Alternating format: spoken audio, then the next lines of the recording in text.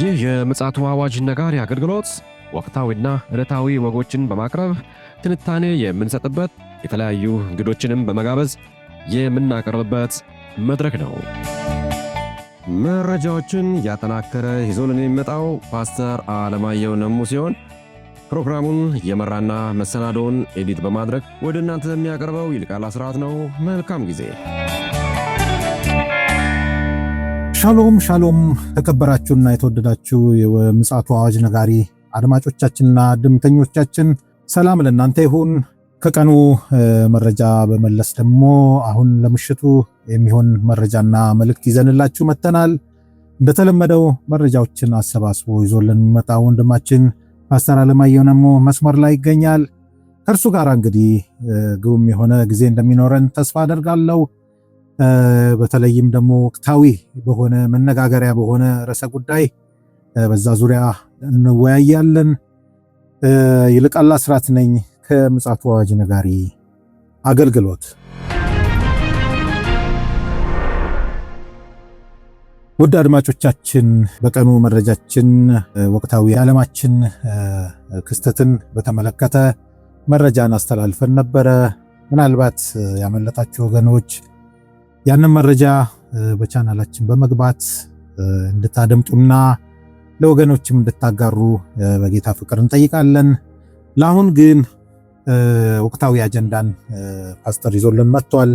ይህን አጀንዳ ከሰላምታ በኋላ ያቀርብልናል ማለት ነው። ሰላም ላንተ ይሁን ፓስተር፣ እንዴት አመሸ? እንደምን አመሸ ወንድም ይልቃል? እግዚአብሔር ይመስገን። እንግዲህ አንድ አጀንዳ ይዘህልን መጥተሃል። ይሄ አጀንዳ ወቅታዊ ጉዳይ ነው። ይህን ወቅታዊ ጉዳይ በምን መልኩ እንጠቀምበትም፣ በምን ጉዳይስ ለሰዎች እናጋራ የሚለውን ይዘህልን መጥተሃል። እስኪ ምንድናት እቺ አጀንዳ ለአድማጮች ብታጋራ? እንግዲህ ዓለም በስጋት ውስጥ ከሚጥሉ ጉዳዮች ከጦርነትም ከተፈጥሮ ባሻገር ደግሞ አንዱ የዓለም ከፍተኛ ስጋት እየሆነ የመጣና ሰሞኑን በትልልቅ ሚዲያዎች ሳይቀር መነጋገሪያ የሆነ ጉዳይ እነዚህ በኤአይ ጄኔሬት የተደረጉ ሮቦቶች ናቸው።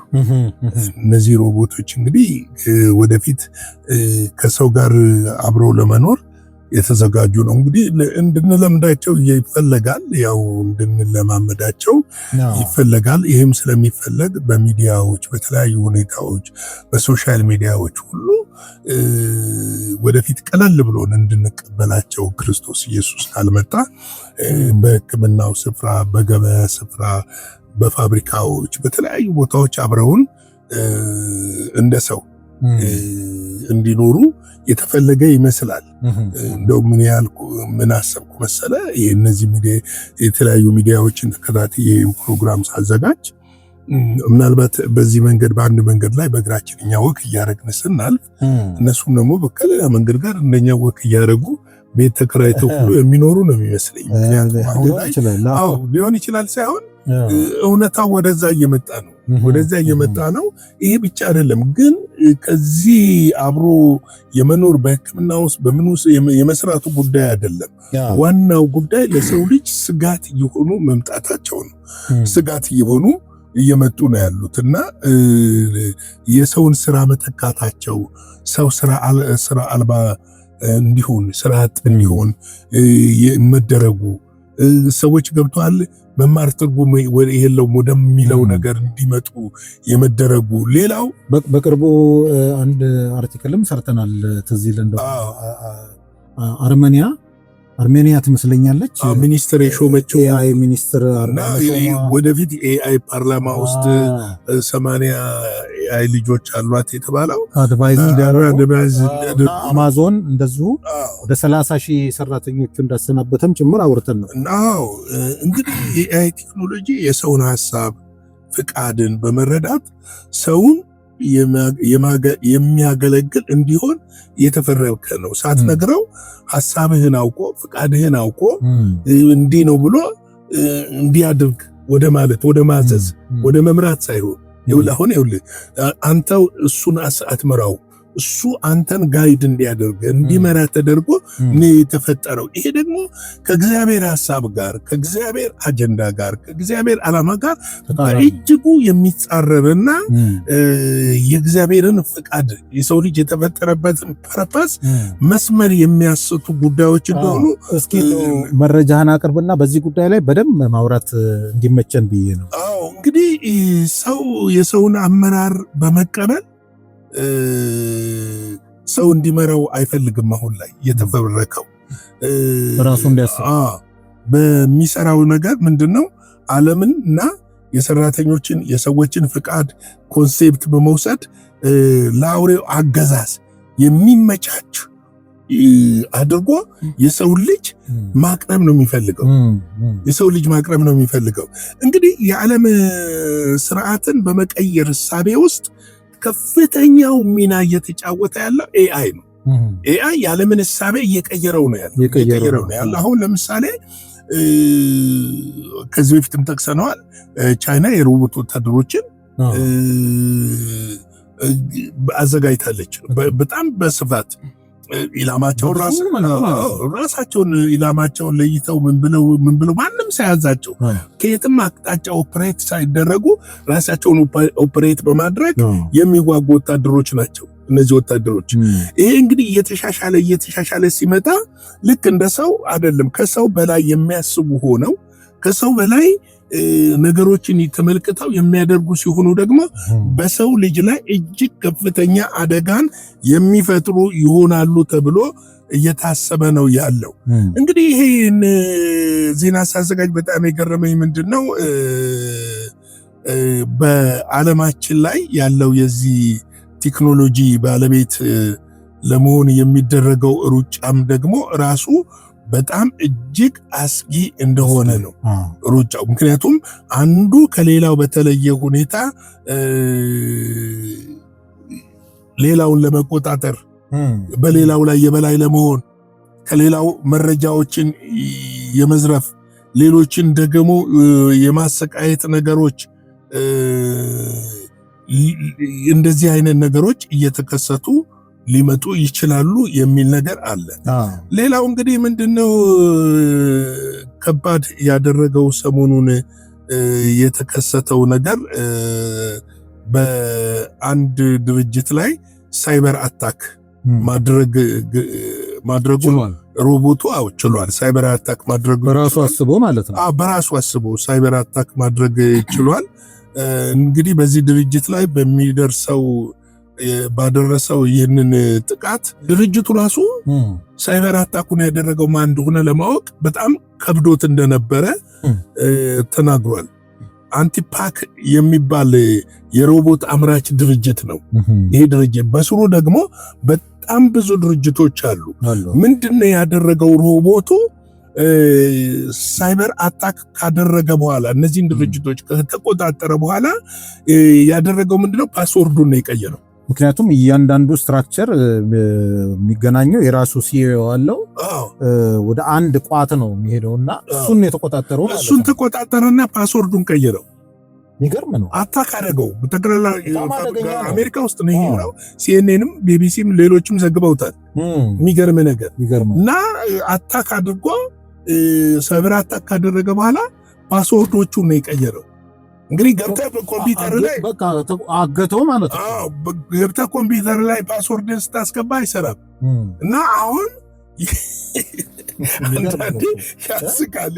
በጣም እንጂ የሚገርመው ፓስተር ያስቃል። ምንድነው ያሳቀኝ መሰለህ? ከሮቦቱ ጋር ድርድር ገቡ። ምንድነው ፍላጎቱ?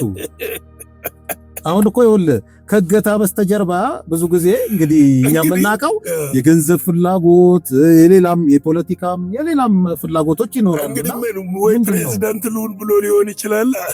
በጣም ፓስተር ይሄ ቀላል ጉዳይ አይደለም። ለምን መሰለ ምስካው ዓለም ግን አይደለም። ሰው ራሱ የሰራውን ነገር መቆጣጠር የማይችልበት ዘመን ላይ መተናል። እንዲሁም እንደው ፓስተር ይሄ ነገር ለመሰለ በደንብ ማውራት አለብን ያልኩ እኮ ዝም ብዬ አይደለም። የዛሬ ዓመት ይመስለኛል ጠቅላይ ሚኒስትር አብይ ካድሬዎችን ይሁን ብልጽግና እንትኖችን አዌር ለማድረግ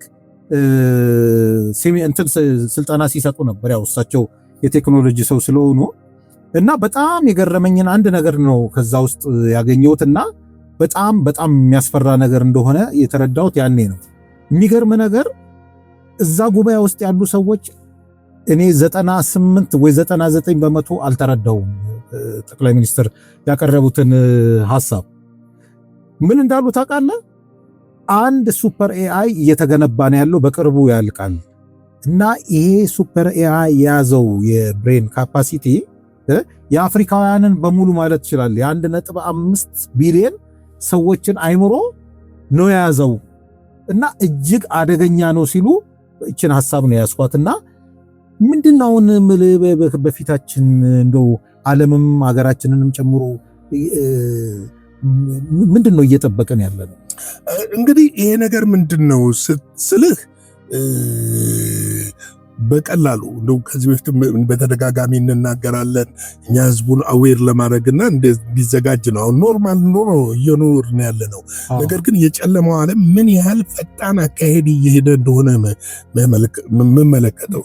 አሁን ቴክኖሎጂ አይደለም እየተቆጣጠረ ያለ፣ ከቴክኖሎጂው ጀርባ የጨለማ ኃይላት አሉ፣ የጨለማ ሰራተኞች አሉ። ይሄ ጉዳይ ራሱን በራሱ አሁን እኮ ምንድነው መሰለህ በዚህ ካምፓኒ ውስጥ አንዱ የተቸገሩበት ምክንያት ራሱን በራሱ አፕዴት እያደረገ ነው። ራሱን በራሱ እንትን እያለ ነው። እሱን የሚመስሉትንም ደግሞ እየፈበረከ ነው ያለው። ምንድነው ከጀርባ ያለው ብለህ ስትመለከት የጨለመው ኃይል ነው።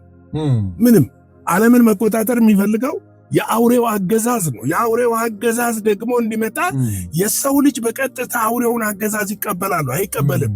ነገር ግን የአውሬውን አገዛዝ እንዲቀበል የሚያደርጉ ነገሮች በዚህ ምድር ላይ መከናወን አለባቸው አውሬው ከመምጣቱ በፊት። ስለዚህ ያ እየታየነ ያለው እና ከዚህ በፊት ቆጣ ተጠቅሰናል። ኤለን መስክ እኮ አደገኝነቱን ተናግረዋል እኮ ሌሎቹም እኮ ተናግረዋል። ባለፈው ፈጣሪዎቹ ተናግረዋል። ነገር ግን አሁን ላይ ምንድነው መሰለ ወደ 5 6 7 ድርጅት በላይ ነው ይሄ ሳይበር አታክ ያደረገው። ኦኬ ነገ የኒኩለር ጣቢያዎችን ሳይበር አታክ ቢያደርግስ? ነገ የአየር መንገዶችን አውሮፕላኖችን፣ የገንዘብ ተቋማትን ሳይበር አታክ ቢያደርግስ? ምንድነው ዋስትና? ሽባ ነው የሚያደርጉት። ዋስትና እግዚአብሔር ብቻ ነው። ገብቷል? ይሄንን መስበር የሚችል ጌታ ኢየሱስ ክርስቶስ የእግዚአብሔር ልጅ ብቻ ነው፣ ማንም አይደለም። ራሳቸው ከፈጣሪዎቹ አቅተዋቸው እየተደራደሩ ነው ፓስወርዳችንን መልስልን እያሉ። በጣም ይገርማል።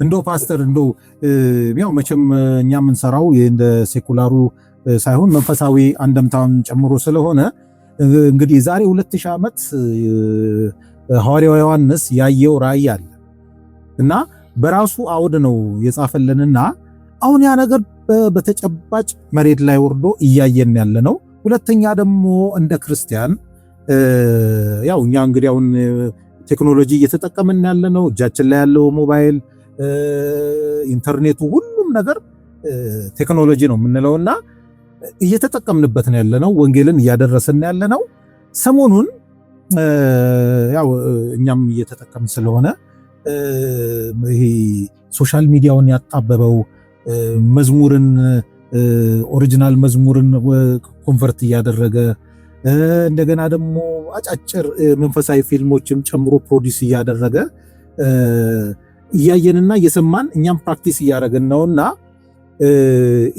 ይሄንን አሁን አንዳንድ ሰዎች ምን ይላሉ መሰለ ዳዊት እረኛ ሆኖ የጎልያድን ፉከራና ሽለላ ሳይበግረው በእግዚአብሔር ኃይልና እርዳታ በራሱ ወንጭፍ ተጠቅሞ እንደገና ደግሞ ፍጻሜውንም ያገባደደው በራሱ በጎልያድ ሰይፍ ነውና ይሄ ቴክኖሎጂ የሰው ልጅ ምክንያት ይሁን እንጂ ከበስተጀርባው የጨለማው ኃይል እንዳለ ይታወቃል። እውነት ነው።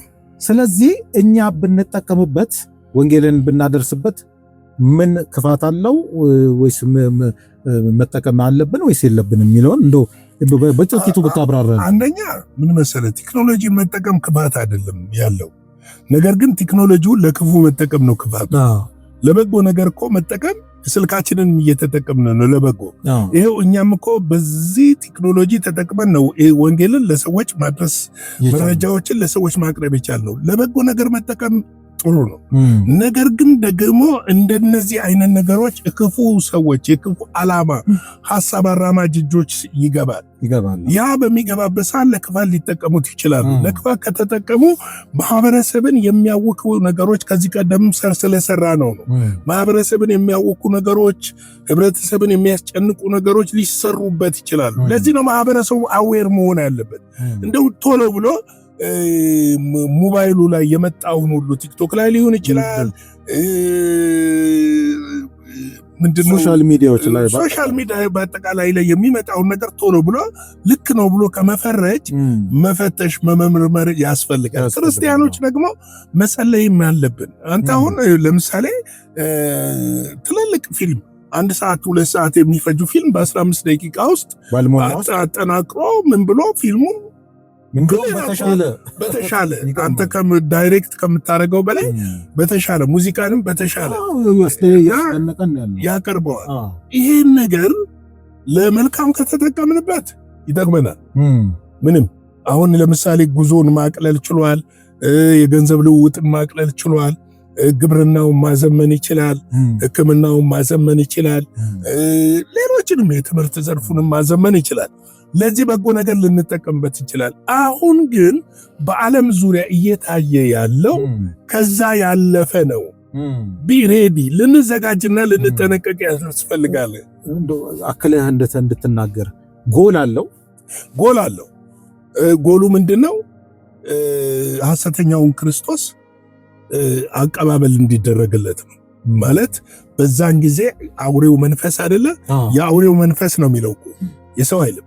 የአውሬው መንፈስ ነው። የአውሬው መንፈስ የሚሰራባቸው እነዚህ ሮቦቶች ናቸው። ደግሞ በአውሬው መንፈስ ተነተው ሰዎችን በኮንትሮል ማድረግ ነው። በዛን ጊዜ ደግሞ የማይነጠቁ ክርስቲያኖችን እያሳደዱ እንዲቀበሉ የአውሬውን ቁጥር እንዲቀበሉ ካልተቀበሉ የሚሰዋቸው በሰይፍ የሚሰዋቸው እነዚህ ናቸው። ያመኑትንም እስኪያስድ ድረስ ደግሞ እሱ ጥንቃቄ ነው። እንግዲህ አሁን ህብረተሰቡም ያመን እኛ ጥንቃቄ ልናደርግ ሶሻል ሚዲያ ላይ የተለቀቀ ነገር ሁሉ እውነት ነው ማለት አይደለም። እውነቱን ማጣራት መቻል አለብን። ሳናጣራ ሁሉንም አግበስብሰን መውሰድ የለብንም ለማለት ነው። ስለ አዳመጣችሁኝ አመሰግናለሁ። የጌታ ጸጋ፣ ሰላም፣ ምሕረት፣ ቸርነት ይብዛላችሁ። እንጸልይ፣ እንትጋ፣ የእግዚአብሔርን ፊት እንፈልግ። ከዚህ አስጨናቂ ከሆነው ዘመን ደግሞ የሚታደገን የእስራኤል ቅዱስ እግዚአብሔር ብቻ ነውና ወደ እሱ ፊታችንን እንመልስላለሁ። ስለነበረን ጊዜ ተባረኩልኝ። ላይክ፣ ሼር፣ ሰብስክራይብ ማድረግ አገልግሎታችን መደገፍ አይረሳ። ጌታ ይባርካችሁ። መልካም ምሽት። ጌታ ኢየሱስ አብስቶ ይባርክ። ፓስተር በጣም ጥሩ መረጃ ያስተላለፈን ይመስለኛል። ምክንያቱም ማህበረሰቡ ክርስቲያኑም ይሁን ያላመነውም ያመነውም መረዳት ያለበትን በትንሹ ጭብጥ ሐሳብ ለማስጨበጥ ሞክረናል።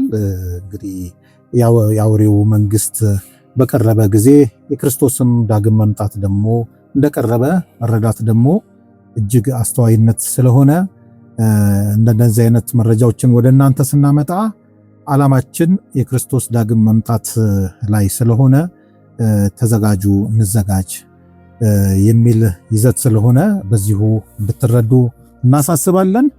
በሌላ ጊዜ ደግሞ እንደዚሁ ነገሮችን እያመጣን እንደዚህ አይነት መረጃዎችን በሰፊው ደግሞ ምንዳስስበት ጊዜ ይኖራል። ለዛሬ ምሽት እንግዲህ ይዘን የመጣነው አጀንዳና መረጃ ይህንን የመሰለ ነው። የእግዚአብሔር ፈቃድ ከሆነ በነገው ዕለት እንግዲህ እንገናኛለን። አንድ መረጃና ከምሽቱ 12 ሰዓት ላይ የቀጥታ ስርጭት እንዳለን መጠቆም እንወዳለን። የእግዚአብሔር ስም የተባረከ ይሁን። በበጎ አስተያየታችሁንም እንድትቀጥሉ እናበረታታለን። መልካም ጊዜ ይሁንላችሁ። ሻሎም። ለዛሬ ይዘን የመጣነው ወቅታዊ መረጃ ይህንን ይመስል ነበረ። በሌላ ጊዜ በሌላ መሰናዶ እስከምንገናኝ ሰላም ለእናንተ ይሁን።